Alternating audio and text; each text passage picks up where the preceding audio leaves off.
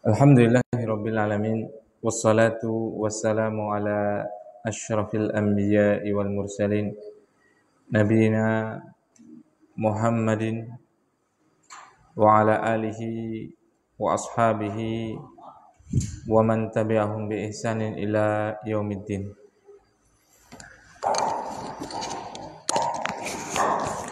Jamaah kaum muslimin wal muslimat rahimani wa rahimakumullah. Kita panjatkan puji dan syukur kita kehadirat Allah Subhanahu wa taala yang telah melimpahkan kepada kita begitu banyak kenikmatan.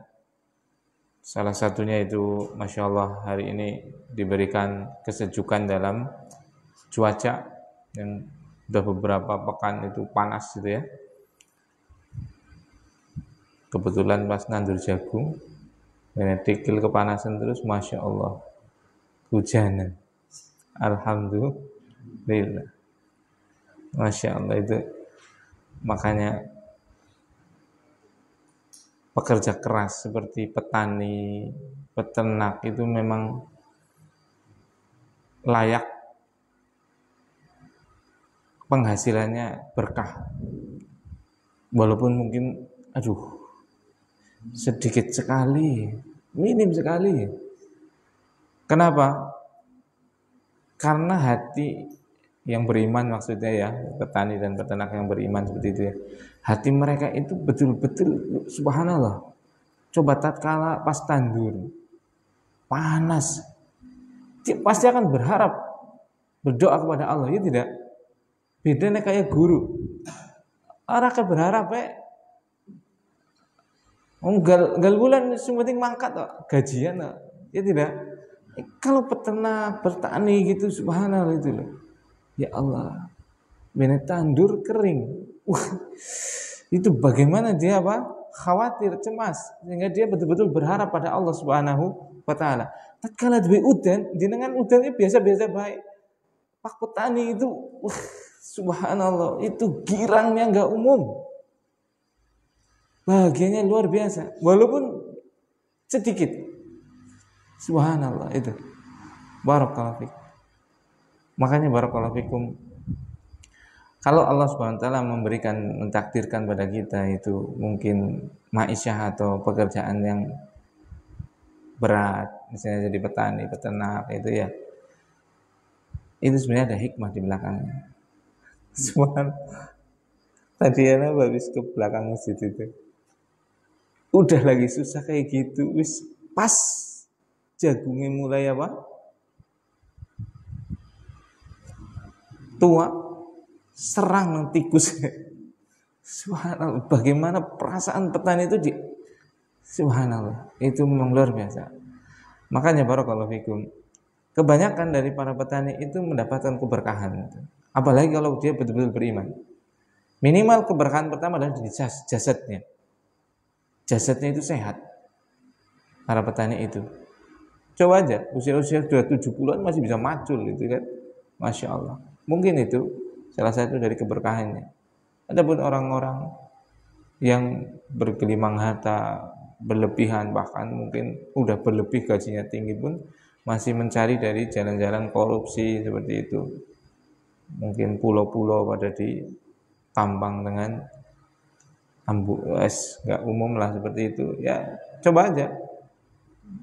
Duit mereka juga di akhir tuanya habis ke Singapura kok, buat berobat gitu kan, habis ke Cina gitu kan. Menikmati enggak? Itu masih di dunia, belum di akhirat. Itu masih di dunia, belum di akhirat. Petani-petani yang hitam itu badannya seperti itu, mangan santum lihat itu orang petani makan itu kodos itu, enak gitu kan, seperti itu kan. Udah sepuh-sepuh makan nasi lahap itu kan, subhanallah. Jadi itu tidak perlu kita iri dengan apa yang ada di tangan orang lain. Syukuri apapun yang kita miliki, sebenarnya di belakangnya itu ada hikmah. Seperti itu, barakallahu fikum. Nah, makanya jadilah hamba yang pandai bersyukur seperti Rasul kita Muhammad sallallahu alaihi wasallam itu sudah dijamin surga, sudah dimaafkan, diampuni dosa-dosa yang terdahulu dan yang akan datang.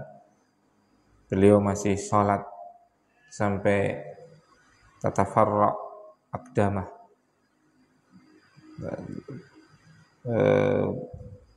kedua telapak kaki itu sampai bengkak-bengkak gitu. Nah, barakallahu fikum. Ketika ditanya, jenengan sudah diampuni dosa yang berlalu atau yang akan datang, sudah dijamin surga, kok masih sholatnya masih sampai seperti itu? Maka beliau menjawab apa? Afala akuna abdan syakura. Apa aku nggak boleh menjadi seorang hamba yang pandai bersyukur? Nah, syukur itu dengan tadi melakukan ketaatan. Barakallahu fiik. Salawat beserta salam mari kita perbanyak, kita tunjukkan kepada baginda yang mulia Muhammad sallallahu alaihi wasallam, kepada keluarganya, kepada sahabatnya, dan semoga juga kepada kita semua kaum muslimin dan muslimat yang betul-betul berpegang teguh dengan ajaran beliau sallallahu alaihi wasallam. Kita lanjutkan membaca kitab yang ditulis oleh Al-Imam An-Nawawi rahimahullahu taala, Riyadhus Shalihin min kalami Sayyidil Mursalin, sampai pada bab mujahadah, hadis yang ke-101 dari awal kitab, atau hadis yang ke-7 dari bab mujahadah ini. Bismillahirrahmanirrahim. Qala al-mu'allifu rahimahullahu taala as-sabi'u. Yang ketujuh dari hadis yang berkaitan dengan mujahadah. Anhu, dan darinya, anna Rasulullah sallallahu alaihi wasallam qala, bahwasanya Nabi sallallahu alaihi wasallam pernah bersabda, hujibatin naru bisyahwat. Neraka itu dilingkupi dengan hal-hal yang menyenangkan syahwat. Wa hujibatil jannatu bil makarih. Dan surga itu dilingkupi dengan hal-hal yang tidak menyenangkan. Muttafaqun alaih. Hadis ini diriwayatkan oleh Imam Bukhari dan Imam Muslim dan imam yang lainnya. Wa fi riwayati Muslimin, dan dalam riwayat Imam Muslim, hujibat itu huffat badal hujibat. Jadi muradif atau sinonim dari hujibat itu adalah huffat, dilingkupi. Wa huwa bimaknahu, maknanya sama, sinonimnya. Yakni apa? Yakni bainahu wa bainaha hadal hijabu, antara dia dengan antara apa? Surga itu ada yang namanya hijab, penghalang. Faida fa'alahu dakhalaha. Kalau dia melakukannya maka dia masuk. Nah, kita jelaskan. Hadis yang ketujuh, yaitu hadis yang berkaitan dengan bab mujahadah ini, anhu, darinya juga. Dari siapa maksudnya? Ya, dilihat dari hadis yang ke-6 kemarin. Hadis ke-6 dari siapa? Abu Hurairah. Jadi wanhu ay an Abi Hurairah, dari Abu Hurairah radhiyallahu ta'ala anhu. Jadi beliau radhiyallahu ta'ala anhu adalah sahabat yang paling banyak meriwayatkan hadis dari Rasul sallallahu alaihi wasallam. Walaupun persahabatan, suhbah, bersahabatnya dengan Rasulullah SAW itu, bertemunya itu dalam tempo yang cukup ringkas, yaitu 4 tahun. Seperti itu, tapi menjadi sahabat yang paling banyak meriwayatkan hadis. Nah, makanya dari sini bisa kita ambil pelajaran, ya ikhwan barakallahu fiik. Jadi segala sesuatu itu ada yang namanya kualitas dan kuantitas. Kualitas itu apa namanya, isinya gitu loh. Kualitas itu ya kualitas, apa berarti kalau kualitas? Mutunya. Kalau kuantitas mungkin hanya jumlahnya saja. Nah, barakallahu fik. Orang muslim hendaknya itu lebih memperhatikan kualitas, walaupun kuantitas juga kita perhatikan. Maksudnya apa? Dalam waktu yang kita lakukan, kerjakan singkat, itu hendaknya kita itu mengerjakannya dengan mutu, dengan kualitas yang prima, sehingga kita akan mendapatkan hasil yang lebih banyak. Jangan kita hanya memperhatikan apa? Kuantitas. Kerja tak cekang jam 7 tuh, jam 4, orang lihat apa? Tapi ada yang kerjanya itu kelihatannya santai tapi menghasilkan. Karena apa? Kualitas kerjanya itu apa? Bagus. Syukur bisa dua-duanya. Bisa kualitasnya bagus, kuantitasnya banyak. Itu yang diharapkan. Para sahabat itu seperti itu. Termasuk di antaranya itu ini sahabat yang mulia Abu Hurairah radhiyallahu anhu. Secara kuantitas, secara lama bertemunya, bersahabatnya dengan Rasulullah SAW, beliau itu termasuk yang mutaakhirin, termasuk yang akhir-akhir, hanya sekitar 4 tahun, 5 tahun, gak lebih dari 5 tahun, 4 tahunan. Namun dari segi kualitasnya dalam menuntut ilmu, sehingga dia meriwayatkan hadis paling banyak. Nah itu, jadilah orang yang betul-betul itqan. Itqan itu profesional, wah yang ngaji-ngaji. Perhatikan sehingga kita mendapatkan ilmu dan keberkahannya. Wah ya guyonan-guyonan. Saya itu ketawa itu sama orang-orang Indonesia itu kadang. Anak masih ingat, ya anak sih nggak punya TV ya. Kadang ada anu lewat itu ya. Waktu Ronaldinho main ke Indonesia. Waktu apa? Ronaldinho main ke Indonesia. Lah, fan football dibawa serius banget coba. Iya enggak? Main sama Ronaldinho itu, Ronaldo dari sini kan, main itu sama punyanya Raffi Ahmad gitu kan. Itu kan fan football, dia mosok dibawanya serius banget sampai geleng-geleng itu Ronaldinho-nya. Giliran yang serius kayak tadi malam guyonan dibantai 6-0. Nah, saya nggak punya TV tapi tahu gitu. Iya kan? Itu orang kita itu yang serius buat guyonan, yang guyonan malah buat serius. Akhirat itu serius buat guyonan. Salat itu serius buat guyonan. Bal-balan sing guyonan malah seriusan teman-teman. Liga tarkam teman-teman. Apa untungnya? Ya kan? Pahala nggak dapat, duit juga sepirah ora. Bengep aja. Barakallah. Salat yang jelas itu menguntungkan dunia dan akhirat pada dilalaikan. Itu aneh. Kita itu aneh. Kualitasnya nggak ada itu, kualitasnya nggak ada. Ompong, kopong itu isinya itu. Hanya berbentuk apa? Tulang yang dibalut dengan daging dan kulit. Isinya, keimanannya nggak tahu itu. Barakallahu fiik. Harusnya serius. Waktunya sholat kan sholat paling 5 menit. Ya, yuk serius sholat yang khusyuk. Seperti itu. Waktunya sholat nggak pada sholat. Kalau sholat gelewean kan seperti itu. Barakallahu fiikum. Jadi ini, coba bagaimana para sahabat? Beliau hanya berjumpa dengan Rasulullah SAW. Abu Hurairah ini 4 tahun tapi menjadi apa? Sahabat yang paling banyak meriwayatkan hadis. Seperti itu. Kebanyakan para sahabat adalah ahlul Quran.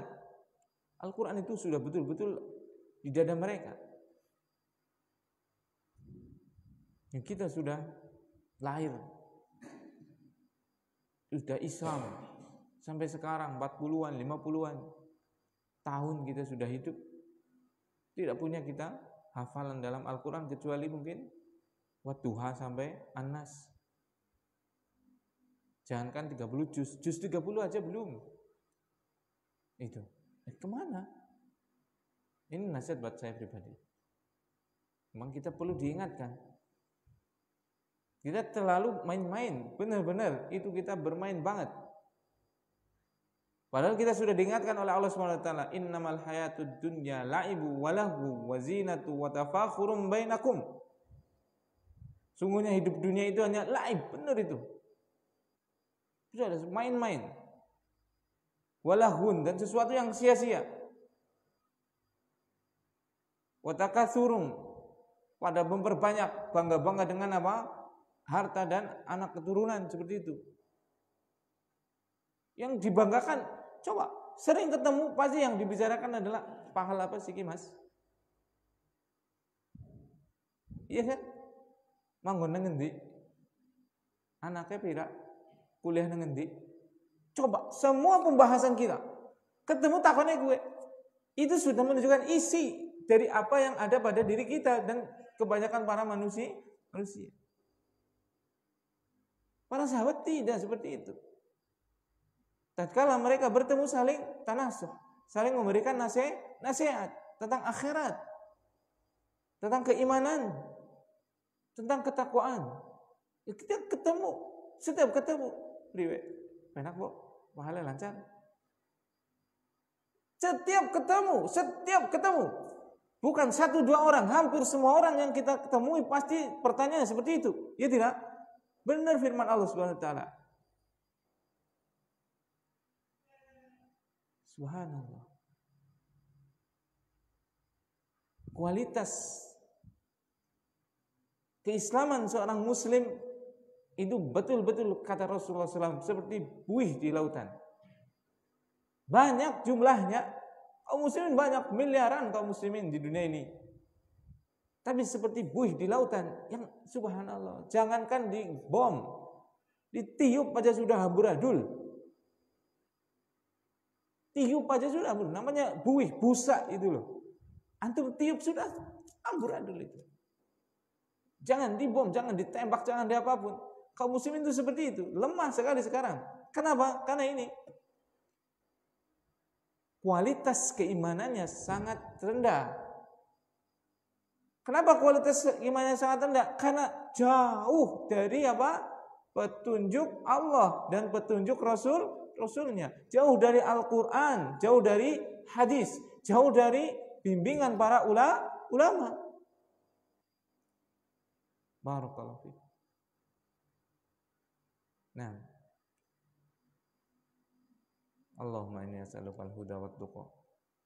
Dan mohon kepada Allah petunjuk dan ketakwaan. Harus banyak-banyak minta kepada Allah Subhanahu wa taala hal tersebut. Untuk diri kita, untuk keluarga kita, untuk keturunan kita, untuk kaum muslimin secara umum. Jauh sekarang keadaan kaum muslimin dengan apa? Agamanya jauh sekali. Sore hari sudah tidak terdengar sayup-sayup apa? Lantunan ayat-ayat Al-Quran dibaca, kecuali sedikit sekali. Coba dahulu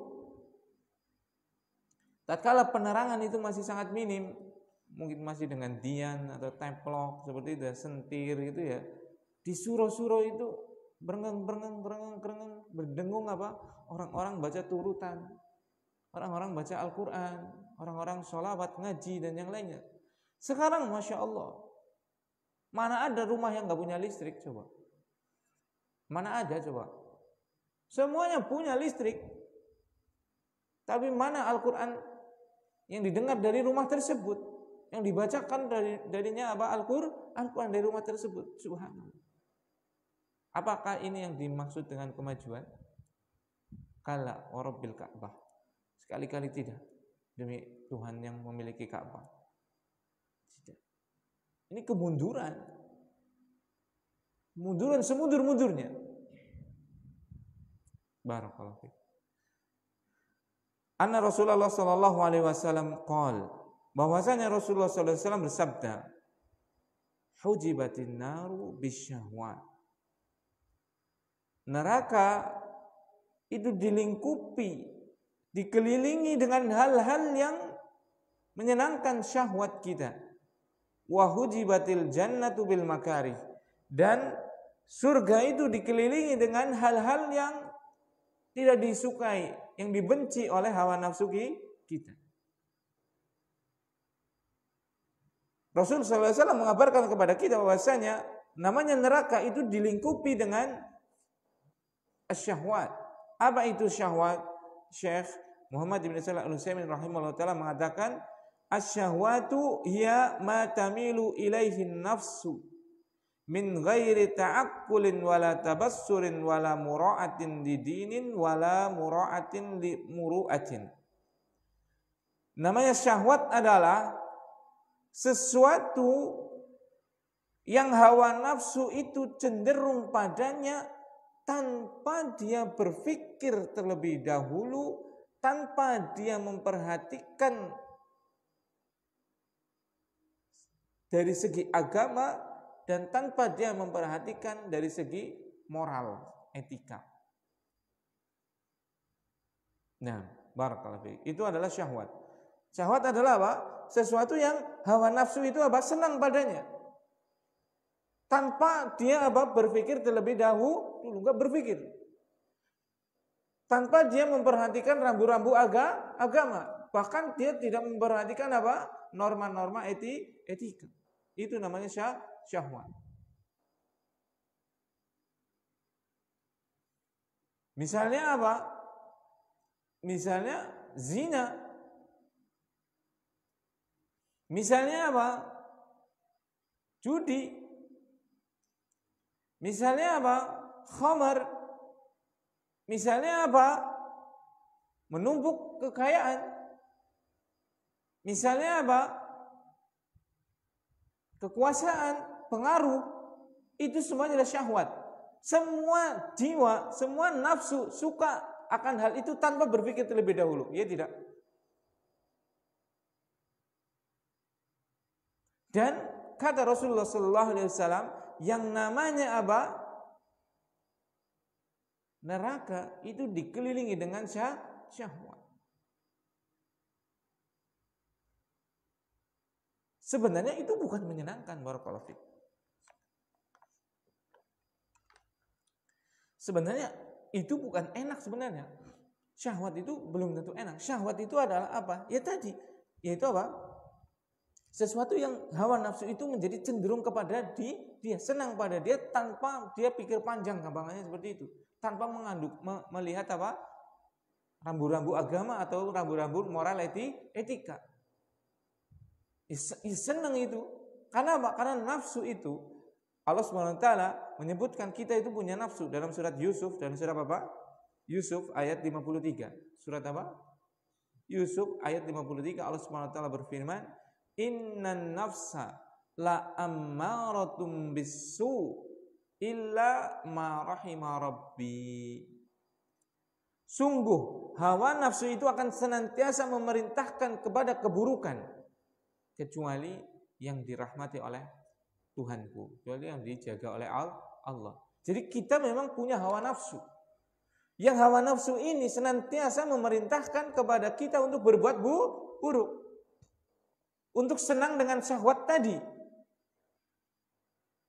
Sebenarnya namanya zina, namanya khamar, namanya judi, namanya haus kekuasaan, namanya korupsi, segala sesuatu itu sudah semuanya sebenarnya tahu itu adalah buruk, ya tidak? Tapi karena hawa nafsu senang dengan tersebut sehingga apa? Menghilangkan pikiran, dia lupa pikiran. Min ghairi ta'akkulin, tanpa dia berpikir, sudah.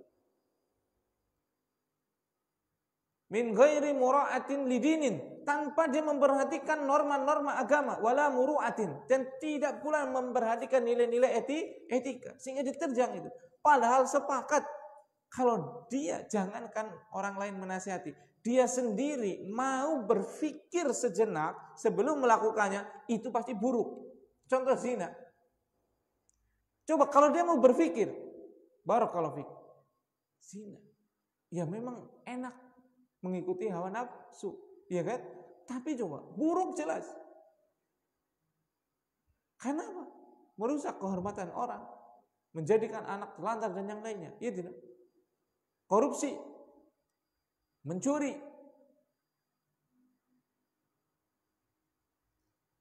semuanya sepakat. Kalau dia mau berpikir, iya ya, bukan hak saya kok saya ambil. Padahal ini adalah ada jutaan, ratusan juta rakyat Indonesia bergantung dengan hak ini. Dia tahu kalau mau berpikir sebenar, ya kan? Tapi karena hawa nafsunya itu apa?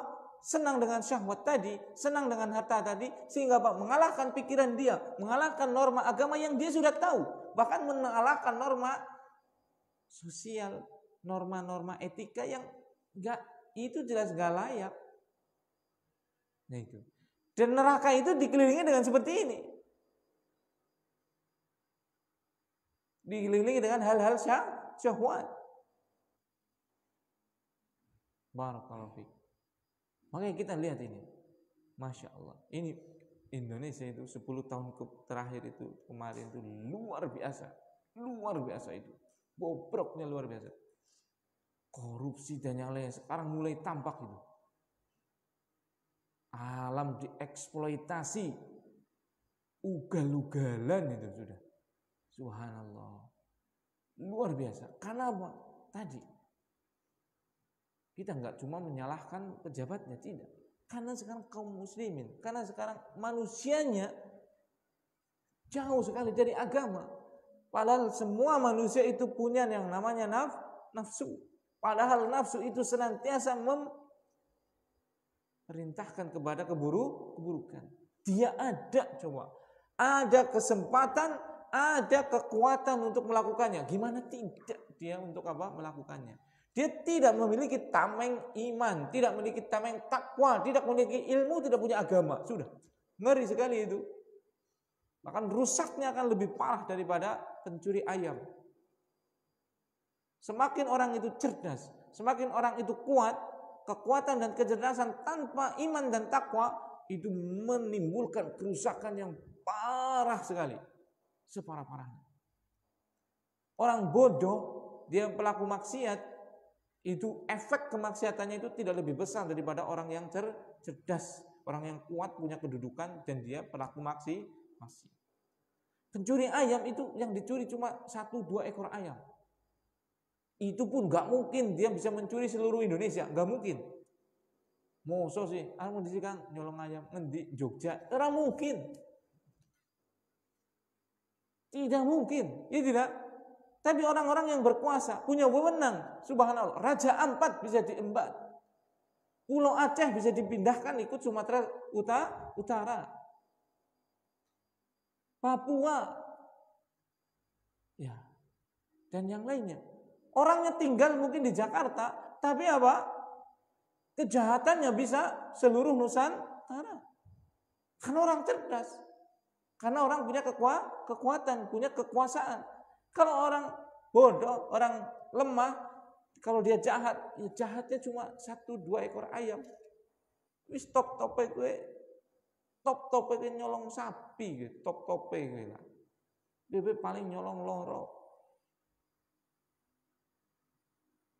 Masya Allah itu. Nah itu. Padahal yang namanya neraka dikelilingi oleh hal-hal tersebut. Makanya kita mudah itu kan. Banyak orang yang mudah sekali untuk tadi. Subhanallah. Kotak amal itu diisi itu berat. Tapi jujulan becer gue pasang togel. Subhanallah. Itu mudah banget. Kayak la ilaha illallah.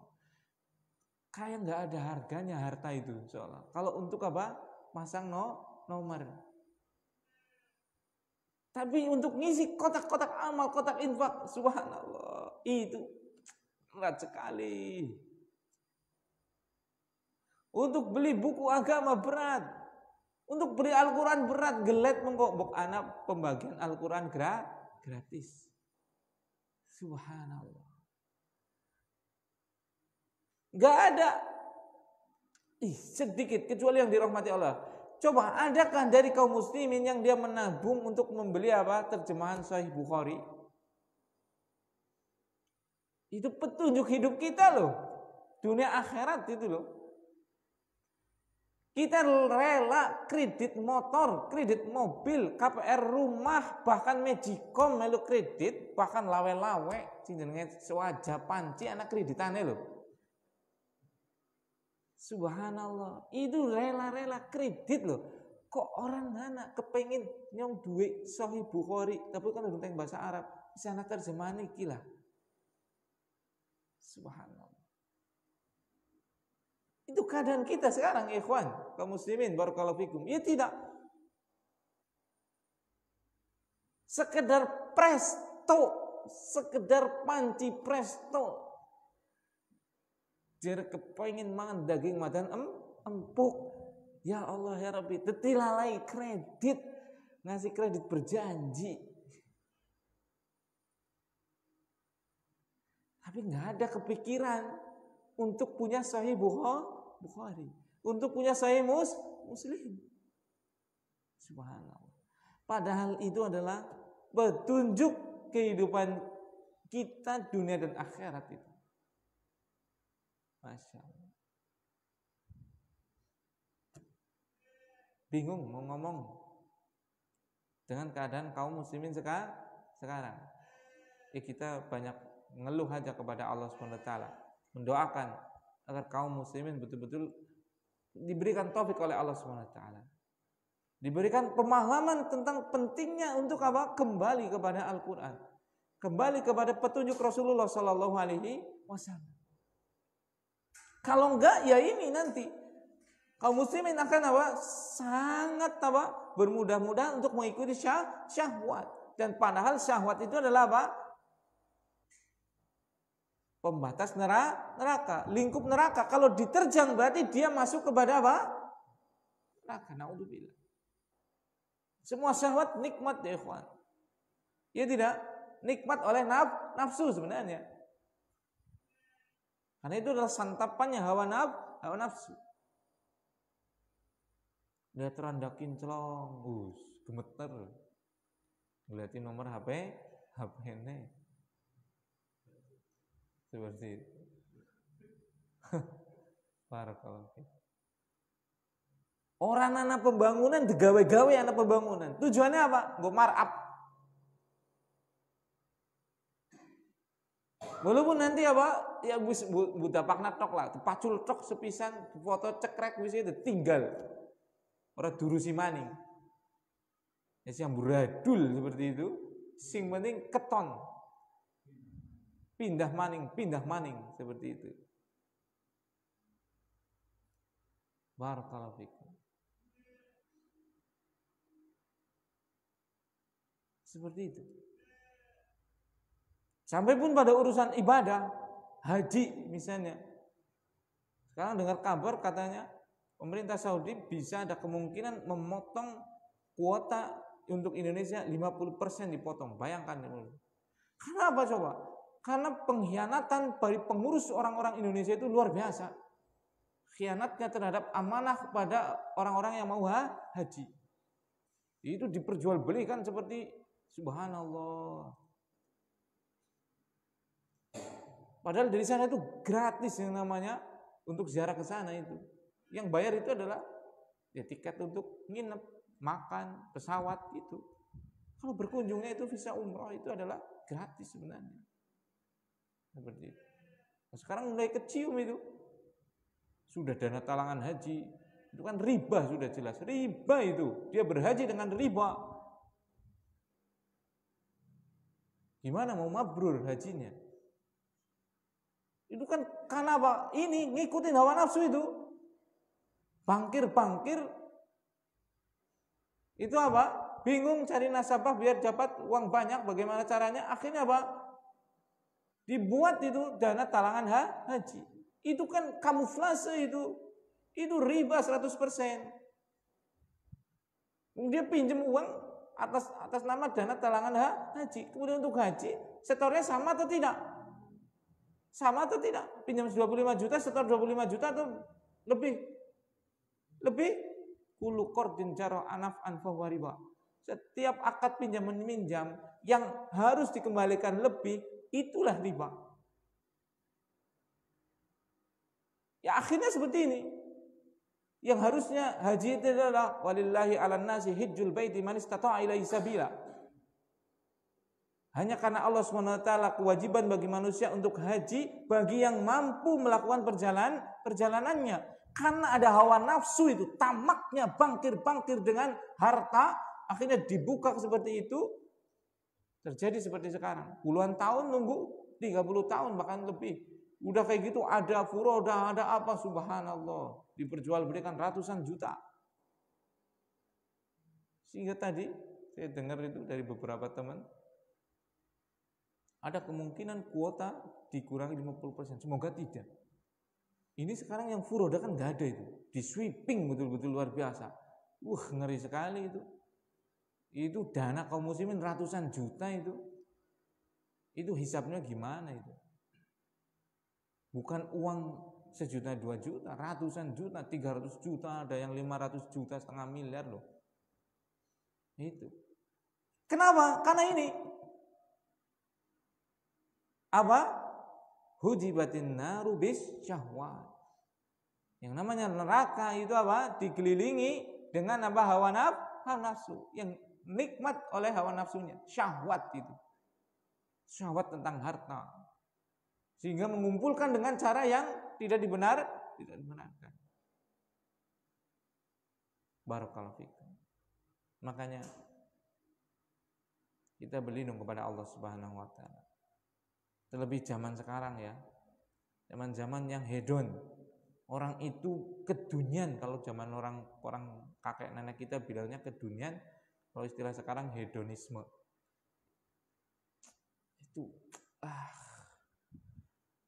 udah masuk yang namanya hedonisme itu ke seluruh kalangan, enggak yang awamnya, enggak yang pegawainya, enggak yang pemuka agamanya, enggak yang santrinya sekarang. Apa-apa pengennya kepenak. Pengennya kinclong, meling. Orang gelem genjot pit. Pengennya numpak motornya sing apik. Nek bisa malah apa sing ora kudanan, ora kepanasan, pengennya mobil, subhanallah. Racun hedonisme, hubud dunia, cinta pada dunia itu luar biasa sekarang. Sehingga nanti apa? Menghalalkan sesuatu yang diharamkan oleh Allah, padahal itu adalah apa? Pembatas neraka. Dia terjang masuk kalau seperti itu. Jualan pengen untungnya gede, gawe es teh, banyu 20 liter, gula seon, legine ora umum, karo apa? Sari manis.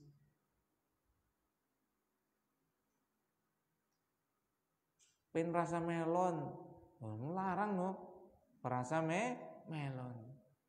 Subhanallah, ya ora sehat. Untuk apa? Mengikuti hawa nafsu. Siki anggere nyong adol. Lho, jeruk 2.000 siji. Dodol jus 5.000. Ya apa di 3.000 kesel. Mendingan apa? Jeruknya tuku sekilo. Banyune apa? 20 liter. Perasane apa? Nganggo perasa. Kurang lagi bre, gampang. Mau sakarin. Seperti itu. Itu contoh yang kecil. Ini yang contoh yang kecil sekali. Kalau yang punya kekuasaan, bayangkan yang punya kekuasaan, bukan sakarin mainnya. Mainnya adalah apa? Pulau. Mainnya adalah apa? Pulau. Tanda tangan persetujuan. Oh, di sana banyak nikelnya. Seret. Enggak peduli AMDAL, analitas kerusakannya terhadap lingkungan itu enggak peduli sudah. Mau itu dilindungi PBB mau apa, yang penting nikelnya banyak sudah. Seperti itu. Triliunan seperti itu. Subhanallah. Padahal ya dia nggak bisa makan itu 1 triliun nggak mungkin. Nggak akan habis untuk dia, bahkan untuk 7 keturunan dia belum tentu habis. Bahkan dia nanti tersiksa itu. Bolak-balik Singapura bukan untuk liburan. untuk berobat. Seperti itu.